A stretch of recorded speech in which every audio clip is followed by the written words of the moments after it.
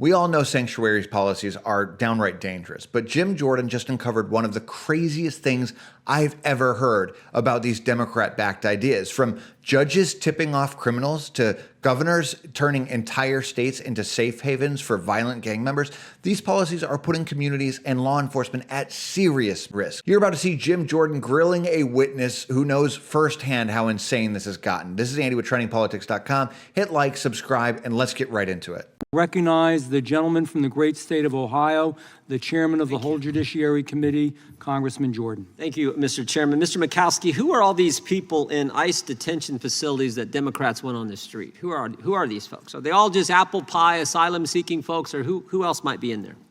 Sir, thank you for the question. First and foremost, they're immigration law violators. They violated the basic laws, the immigration laws that are codified by Congress. I'll say it again. So they broke the law? Yes, sir. That's first and foremost. They're not a United States citizen. Any of them violent? In addition to breaking the law, any of them violent people inside these detention centers? Absolutely, sir. Any of them gang members? Absolutely, sir. Any of them members of MS-13? Absolutely, sir. Any of them Trendy Aragua gang members? Again, sir, yes. So they're not just all warm and fuzzy folks that the Democrats want out on the street, right?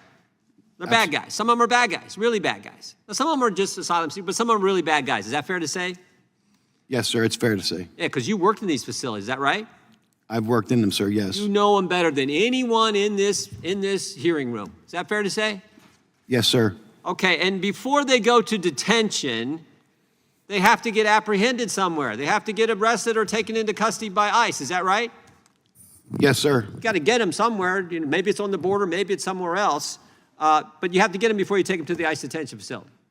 Yes, sir. Okay. Now, did you ever think that you would see Democrat mayors in all kinds of urban areas around this country and Democrat city councils pass resolutions say, don't work with ICE when they come to apprehend gang members, bad guys, MS-13 violent offenders? Did you ever think you'd see that? Not here in the United States, sir. But that's exactly what's happening around the country, isn't it? Yes, sir. In my home state of New Jersey, that's fact. Yeah, it's happening everywhere. New Jersey, Denver, Boston, you name it. It's happening. And did you ever think you'd see governors and state legislatures do the same thing and say, you know what? Our whole darn state is going to be a sanctuary state. Don't work with ICE when they're coming to enforce the law. Did you ever think you'd see that? No, sir. Did you ever think you would see judges in their chambers tell the bad guy, hey, talk to his lawyer, hey, slip out the back door because the ICE agents are coming in the front door to enforce federal law? Did you ever think you'd see that? No, sir. And did you ever think you would see what happened last week or 2 weeks ago, I should say, in New Jersey? Did you ever think you'd see members of Congress engage in that kind of behavior? Sir, after what I witnessed in 2018, yes, in New York City, I didn't put it past anybody, but I find that behavior to be absurd. Well, in other words, Mr. McCall, it's gotten so bad, nothing surprises you now with what the left's going to do. Nothing, sir. I know, and that's where the American people are, and that's why they appreciate what the Trump administration is doing.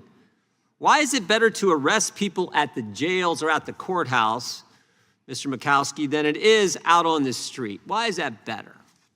Well, I believe my colleague had touched on it, but it's much safer for the alien, the person involved, and it's also safer for the general public, most importantly, the officers. The rule of thumb is safety first. It's safer for everyone, right?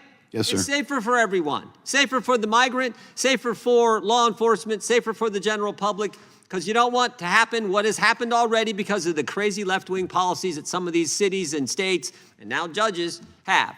When you could send two, it's cheaper for the taxpayers. Instead of sending 6 guys to arrest them on the street, you can send 2 guys to get him at the courthouse or at the jail. But that side says no. We're for the sanctuary policies. We're for making it tougher on law enforcement. We're for endangering the community. We're for making it tougher on the migrant and going out and arresting them on the street. Really, one of the craziest things I've ever heard. Would you agree, Mr. Mikowski?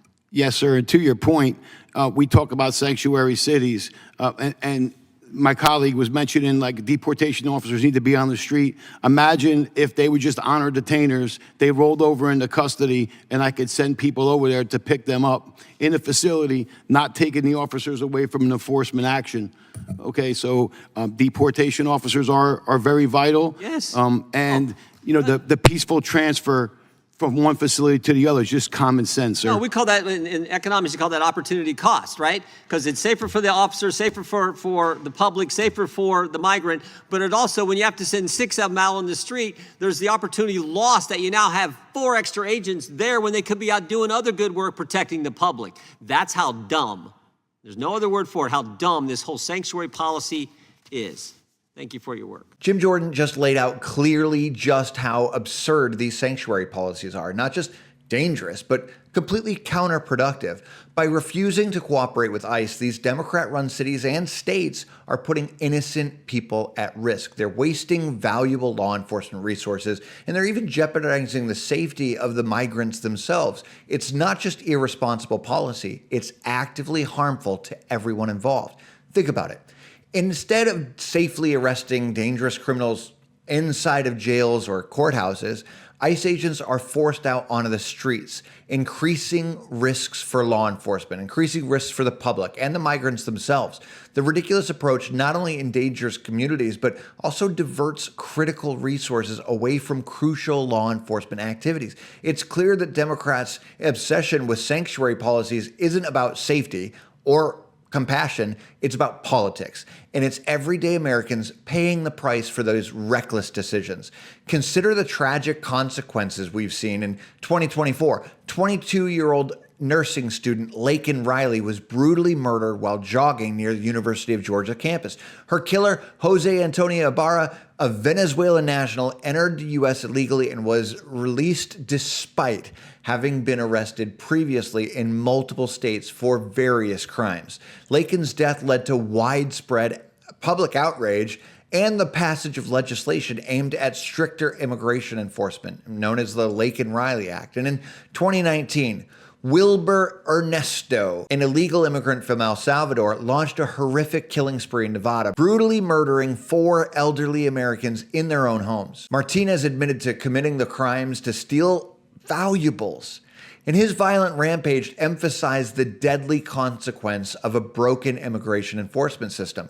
Back in 2010, Joshua Wilkerson was tragically killed by Hermio Morales, an illegal immigrant. Despite a prior conviction for harassment, Morales was never deported. Joshua's mother, Laura Wilkerson, has since become a vocal advocate, pushing relentless for immigration reform and justice for victims' families. The safety of our communities should never be compromised for political gain. We can't stay quiet about this. We need accountability, common sense, and policies that protect our communities and uphold the law. This is Andy with TrendingPolitics.com. Like, subscribe, and stay informed.